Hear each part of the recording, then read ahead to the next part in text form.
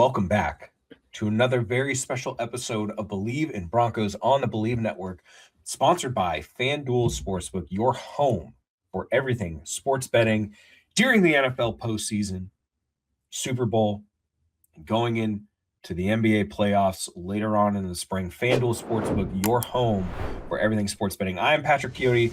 That is Bree Macis, joining you as always to preview the AFC Championship game between the New England Patriots and the Denver Broncos. We have hopped in our DeLorean.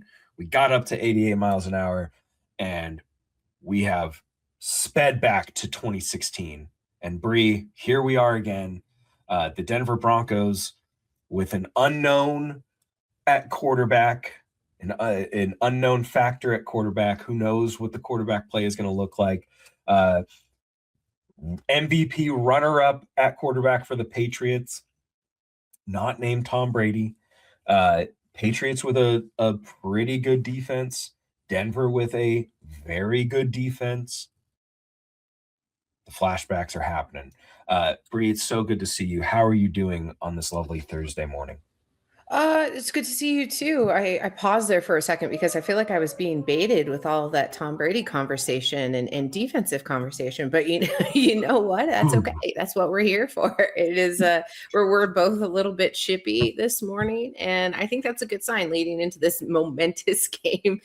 Absolutely, just hook and reel. That's okay. I'm not going to fall for it. We're not going to have that conversation live here on Believe in the Broncos because this is a Broncos program. I'm excited. I'm also quite nervous. I think there was a lot of nervousness going into that Bills matchup for a multitude of reasons. That was kind of this peak that this Broncos team needed to summit, and they did just that. But with all of the changes and with Jarrett Stidham at the helm, this one feels a little bit different. And I think here today we can set up the factor that it's not going to be so different because of the way that the offense is set up, which I want to talk to you about. But also, does it feel, it's almost like it doesn't feel like Christmas because it's not snowing. Does it feel like AFC championship game given the climate and the weather right now? Not the literal weather, but I mean, it does. Like I'm like, every day has been just a little bit more of like, oh, it's getting close. Oh, it's getting close. I went back yesterday and I watched both of the playoff games for New England between against the Chargers and the Texans, and just to kind of get myself ready for what I'm going to see. And I think fans should be excited. Granted, Bo Nix is not going to be playing in this game. Like you said, it's going to be Jarrett Stidham. But I think that there's still that level of optimism. And in the last episode, we talked about, Sean Payton's track record with backup quarterbacks. He's going to have him prepared. I'm fully ready to see that. The only thing that could make it better is the literal weather, the literal climate, the snow. That would be the only thing. That's the only thing that would make this game better, Bree. But one thing that will make this game better for Broncos fans, and it was hilarious because we talked about it in the last episode. Oh, we haven't heard anything about J.K. Dobbins. And then literally after the show was published, they announced that they are designating J.K. Dobbins to return from IR along with center Luke Wattenberg. Alex Forsythe hurt his ankle in the last game. He was limited in practice this week. So honestly, if Wattenberg is good to go, let him have the run. Forsythe did a pretty good job subbing in there. But I don't know. I think we need to go with the guy that's been resting for the last 4 weeks. J.K. Dobbins, though, coming back is massive, Bree. That has huge implications. Some other injuries. Pat Bryant was limited in practice with a concussion. According to a source, he will be playing in this game. That is for certain. Troy Franklin was limited in practice with a hamstring injury. I have not heard a single word about him, so who knows? The team did sign Brandon Johnson to the practice squad, so welcome back, Mr. Johnson. That to me, that's a massive sign that probably Troy Franklin's going to be out for this game. Brandon Johnson and Franklin played pretty much the same role in this offense. So That's a kind of a tell. So, Bree, with that being said, these guys coming back, who do you think has the chance to make the biggest impact in this game against the Patriots? That's coming Well, back. I think you already alluded to it. The run game with even a partially healthy J.K. Dobbins, it changes the texture of this offense, and I think it matters a lot for Jarrett Stidham. Has a ton of pressure on his shoulders. We've played around with the idea of like even a 75% Dobbins is better than no Dobbins because it's not really about volume. It's about the gravity of the situation.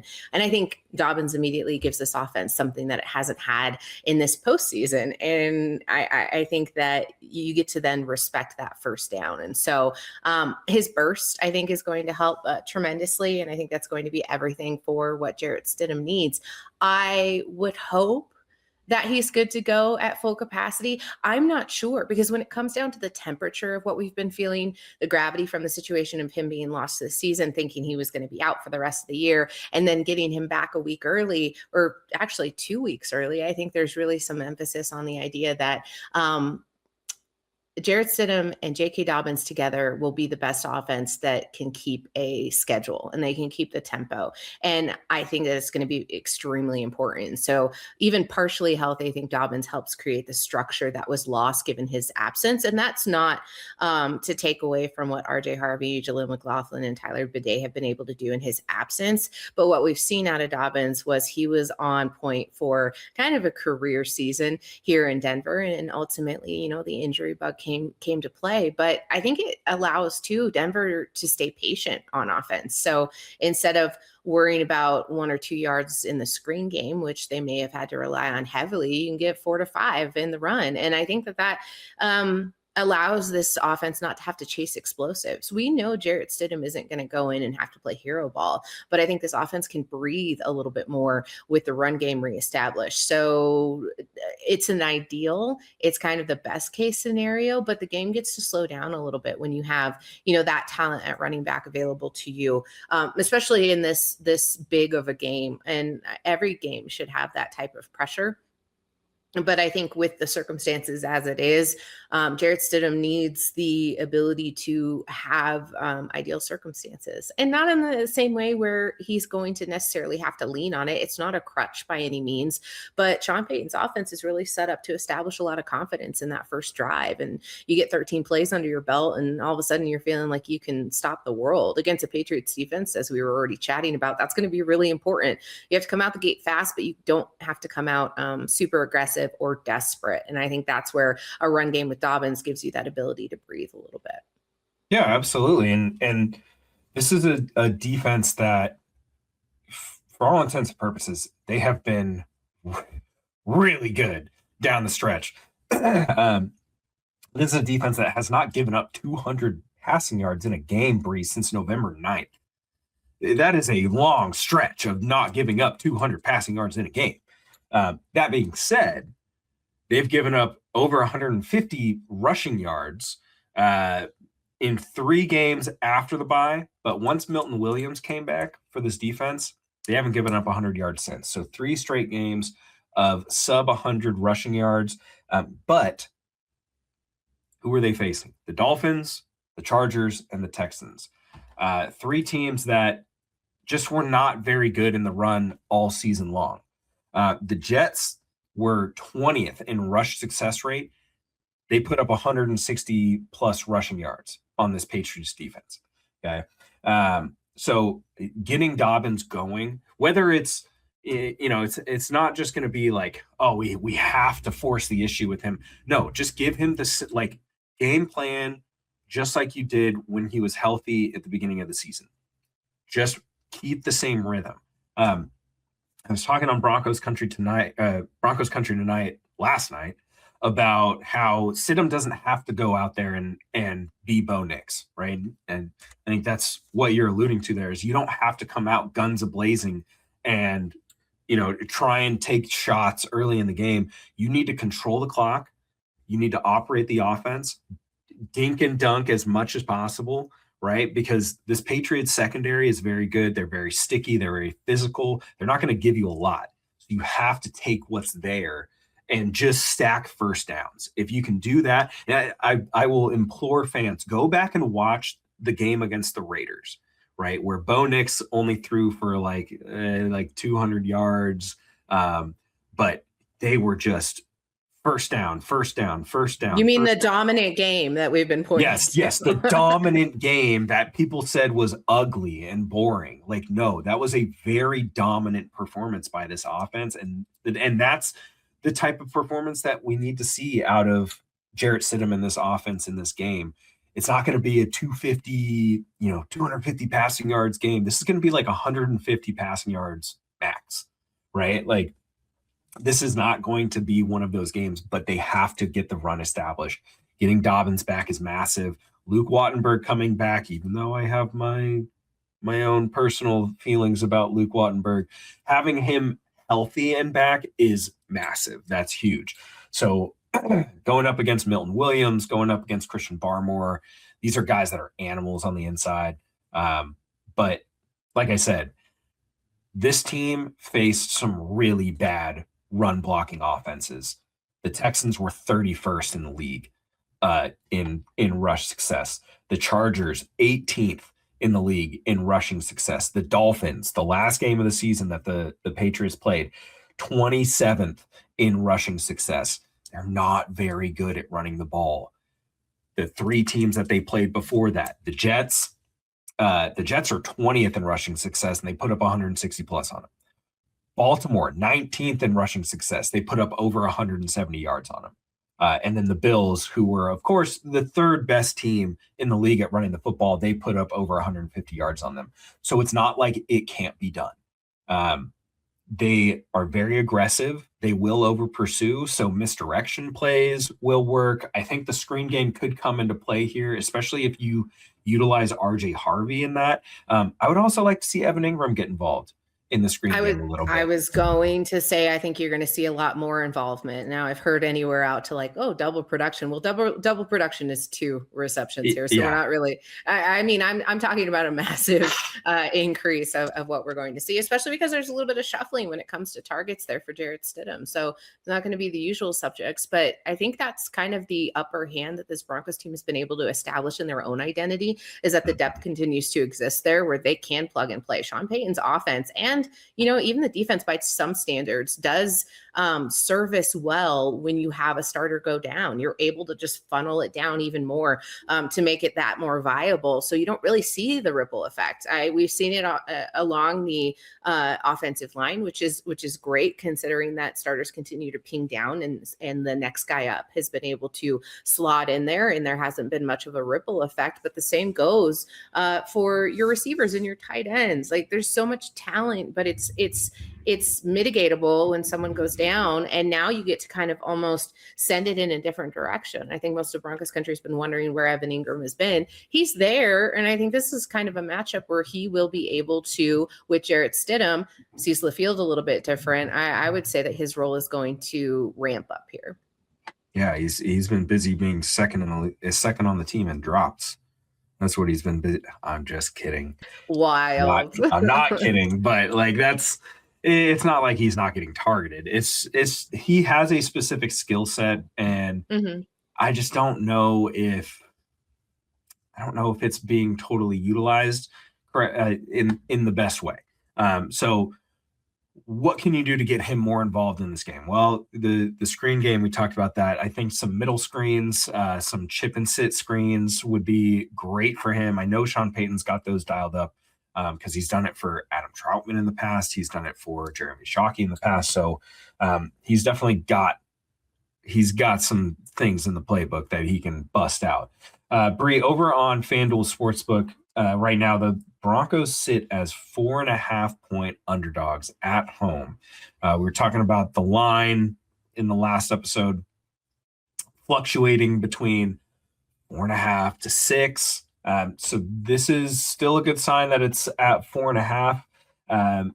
But Bree, I want to talk about a little bit more about the Broncos offense versus this Patriots defense. I said the Patriots defense has some really aggressive, sticky guys in the secondary. Christian Gonzalez being one of them. Marcus Jones, he's a all-pro returner, but he has also been really good in coverage. They've got some dudes along this defense, and I am not one to ever doubt a Mike Vrabel defense. I watched what he did in Tennessee with not a lot of star power either, and they play very sound, technique-driven football. They play the run very, very well. I was watching back the Houston game, and it just seemed like they always were able to get another guy in the box. They were always able to get another guy in there, after the snap, and it worried me a little bit. But then I had to remember who they were playing against. So what would you say, and I know we talked about the run, I know we talked about Evan Ingram, but what would you say the biggest key is for the Broncos offense to be successful against the Patriots defense? Calmness, I guess. You got to instill confidence, like I already said, which I think Sean Payton is really going to do. But how does Denver start offensively? Do they come out decisive? Do they look organized? I think Stidham needs to look comfortable, but the great thing about him is he's super cool. You just see that comfort kind of dripping off of him. He has a lot of fun out there. And I think he's pretty confident in himself. I think that helps eschew any doubt that you may have. You talked about the odds here being at 4.5 points. I'm surprised that it didn't jump further given Bo Nix being out, but I think it probably would have been a point or less given the health of the starting quarterback. So it's interesting, and I want to know what Vegas's formula is for this, because they're already kind of telling you that this Broncos team is going to be able to hang around. And I think that all really relies on a smooth tempo coming out the bat. And I think players know and are going to know exactly where they're supposed to be. You mentioned the almighty buzzword that is drops. As long as the defense isn't able to confuse this offense, I think they have an ability to limit the self-inflicted mistakes that we've seen. But that I think that's going to be the derivative factor. Like if the dividing factor is that you are dropping the ball at a bigger rate than the other team or turning the ball over at a larger rate, then you're going to lose this game. Denver has in the last couple of weeks really cleaned everything up. Penalties are better, turnovers are better, and they're ultimately playing their game. You allow the other team to make their mistakes. You have the advantage of being at home.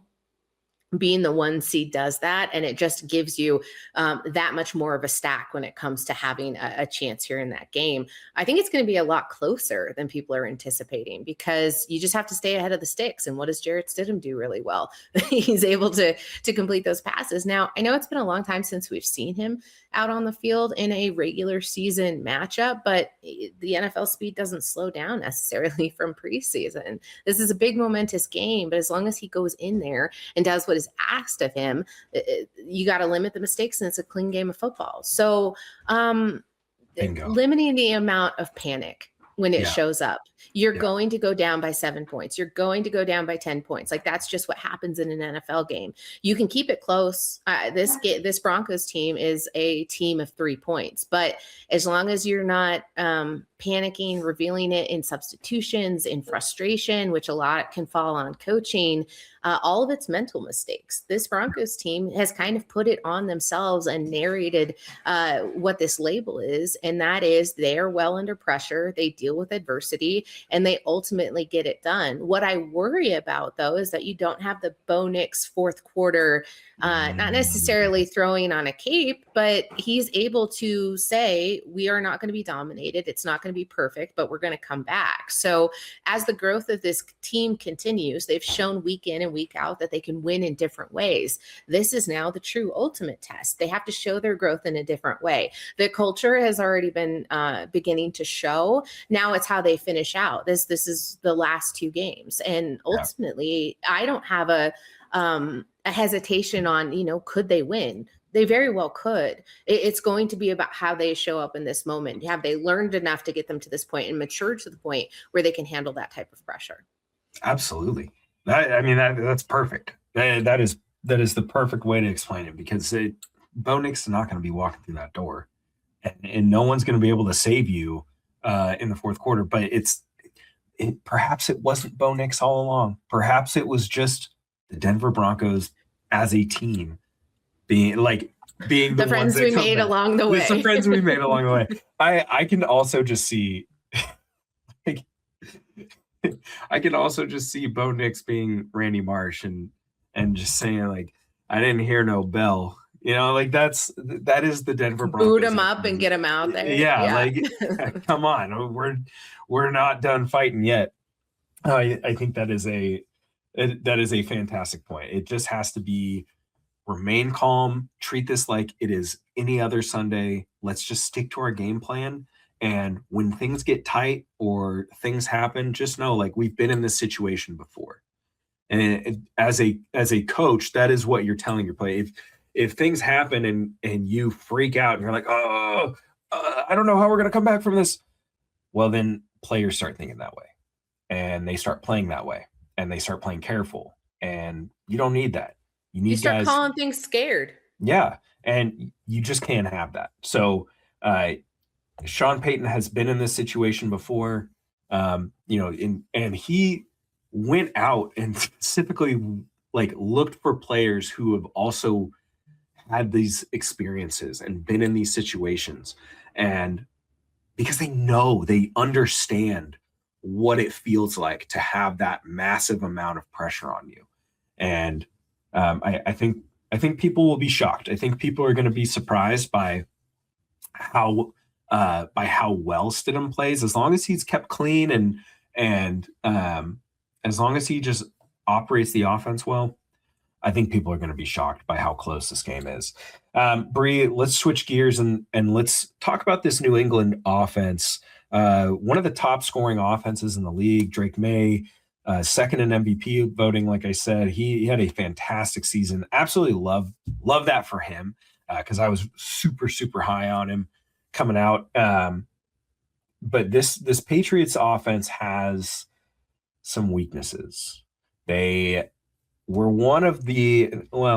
they were like bottom half of the league in rushing success. While their passing offense is really good, they're also the sixth highest team in terms of quarterback pressure allowed. So Drake May is under pressure quite a bit. And we saw that against Houston. He made some mistakes. He turned the ball over quite a bit. Do you see the same thing happening that happened last week with Denver getting after Josh Allen, forcing him into bad situations and forcing him into turnovers? Do you see the same thing happening against this Patriots offense? Because we've got a good two-headed monster back there in Ramondre Stevenson and Travion Henderson. Really like them, but they do struggle running the ball at times. And that means that you're going to have to rely on Drake May and his arm. They've got some good weapons in the receiving room, but Pat Surtain historically against Stephon Diggs has been a chef's kiss matchup for Pat Surtain. Do you see the Broncos defense kind of pinning their ears back against Drake May? Yeah, I don't want to simulate that Drake May and Josh Allen are similar quarterbacks by any stretch of the imagination. However, a lot of what we were talking about with Josh Allen and him really thriving in the chaos, and you can't give him the opportunity to want to seek a clean lane, but ultimately he's not going to care. We saw a lot of recklessness with the football, and ultimately what this Broncos defense needed to do was get the turnovers to start hitting, and now they've got a little bit of a leak here. They can't stop them from happening. And so ultimately, I think Drake May has been a little reckless with the football. He also likes to hold it in one hand. He's been contributing a lot to the fumble. And that is me saying, that in ideal circumstances, that would be the perfect result for this Denver Broncos defense that finally got a taste for blood. They've been searching for it all season, and now they're sharks in the water. So if you continuously pressure Drake May, you open up a world of possibilities. Do you want to get burnt over the top, or do you want to make sure that they are struggling through the run game? Now, you already teed it up perfectly. Ramondre Stevens and Travion Henderson have had issues with being able to catch fire. They heat up a little bit. Vrabel likes to switch it up, and then you're ultimately not leading with a heavy hand. Where have we heard that before? It's also by design. And so I would hope that it's an off day for both, but it doesn't necessarily need to be that way, because in the rushing game itself, whether it be May or the two running backs. You've seen the Patriots being the top 5 in the league for turnovers during the rush game. So ultimately, this is really boding well for what the Broncos have been starting to catch momentum on, and that is take advantage of a mistake-laden side of the ball. And I think that's where it matches up the best. Now, obviously, I'm painting and manifesting what I would like to see, but we've seen it playing out with this team. Mostly during the regular season, the Patriots have seemed to clean it up some, but everybody reverts and regresses to the mean. I could see the Patriots falling ill to the turnover bug very, very easily. And that's because there's going to be a lot of high pressure defense coming their direction.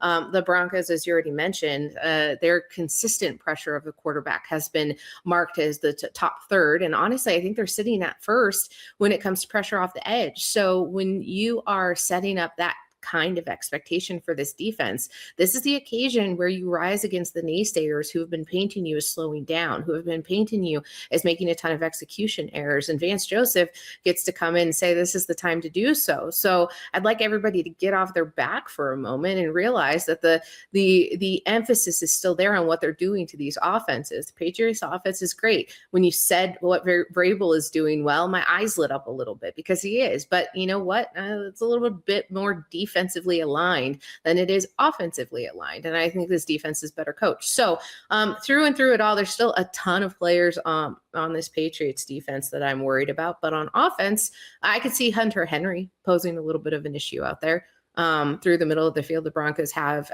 tended to allow a little bit more downfield motion that we would like, but Talanoa Hufanga has been having a heck of a time out there running downhill. I'd like to see what that matchup looks like in general. Does he crack the pads off the same way he did Dawson Knox? I'm not sure. It's very hard to compare these teams 1-1. But what I would say is that the climb is now happening. The maturity of this defense and offense combined together means they're playing more synergistic football, and they found more balance. Now, I already said that they found different ways to win all season. This is where I think you start to see the scales balancing once again. So offense is good, defense is good, special teams is functioning. And now we saw a little bit of a dust up there when the offense was carrying the team, the defense wasn't. That's football, people. I'm not going to sit here and say that they're not holding up their end of the bargain. I think that they can be truly dominant in different fashions. Dominance in this game could mean that the game's super close. It's gritty through the trenches. And ultimately it has to deal more with who played better and smarter and cleaner football.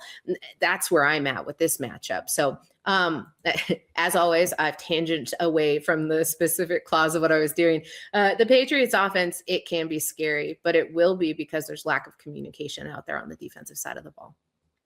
Yeah, and I think it should be noted that, while Drake May is under pressure quite a bit, he performs pretty well under pressure.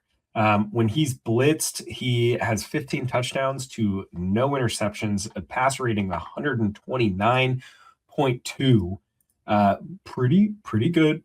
But when he's under pressure, Bree, he also is tied for the NFL lead in touchdowns when under pressure. 10 touchdowns to 3 interceptions, a passer rating of 103.1 when he is under pressure. So he'll be under pressure quite a bit. Can the Broncos do like Houston did and turn that pressure into turnovers instead of big gains and touchdowns? I think there's a possibility because the Broncos in the secondary are just as sticky as Houston is. They also have an all-pro corner. They have a very good safety. PJ Locke is playing pretty well during this postseason. Hufanga, you mentioned, he's going to be a big threat. So I think they match up very well against the Patriots offense. It's just going to be about execution.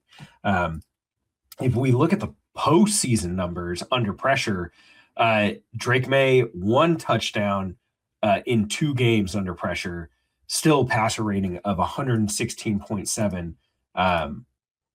But he's still a guy that is going to turn the ball over. He's still a guy who's going to make mistakes.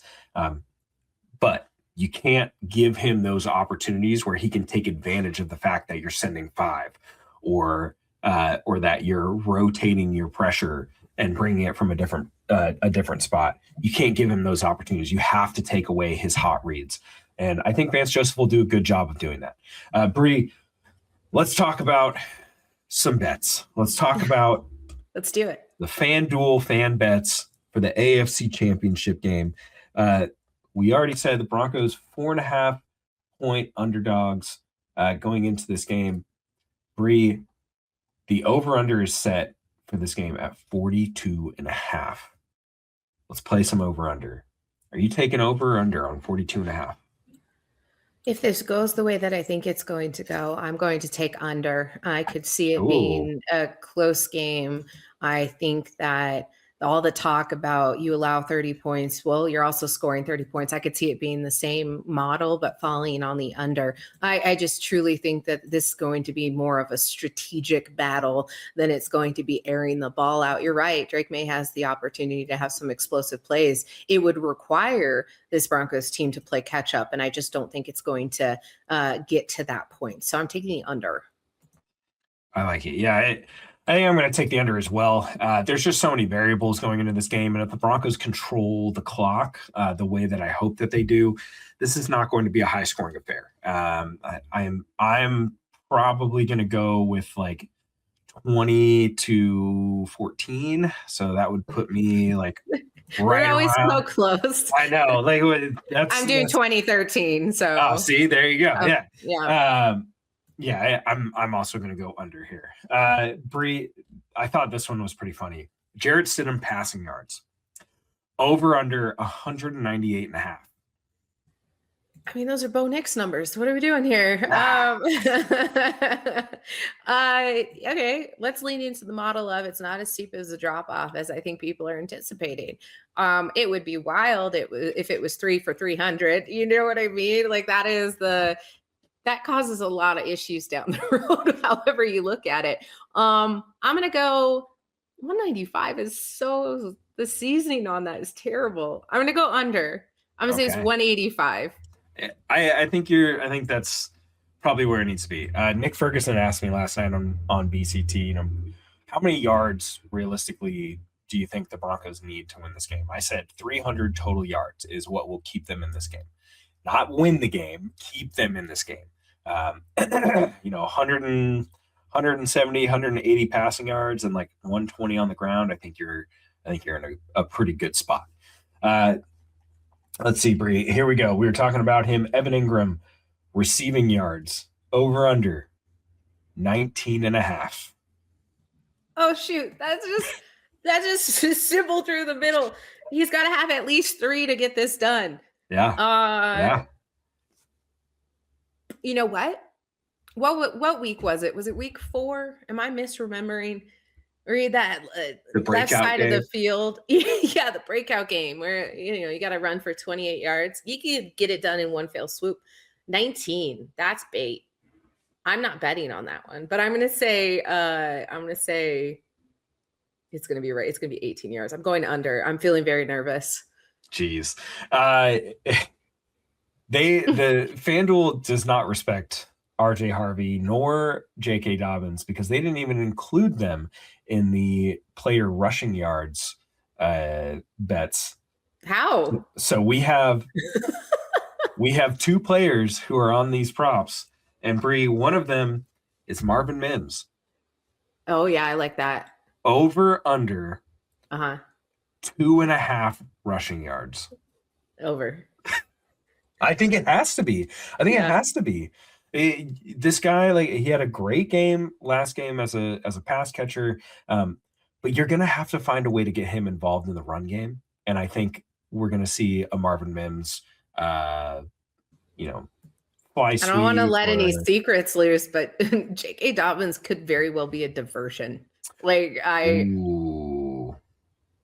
Bree knows something we don't know. You can find these bets over on FanDuel Sportsbook. You can go ahead and place your bets for the Broncos in this game. Bree, I'm very excited. I know you're excited. I'm very excited. I wish I was going to be in Denver for this one. I told myself that I was going to go no matter what, and then the Bo Nix news came out, and I said, I don't know about that. But if you are going to the game, please make sure to bundle up, stay safe, stay warm, and yell as loud as humanly possible. Drink that Theraflu before the game so that you can keep those pipes nice and clean. Make sure that you follow Bree and I on social media at BreeMasis303, at Patrick Coyote, follow at Believe Network as well. Make sure that you subscribe to the show on whatever podcast platform you're listening to us on. And remember that it will always and forever be Go Broncos. Go Broncos.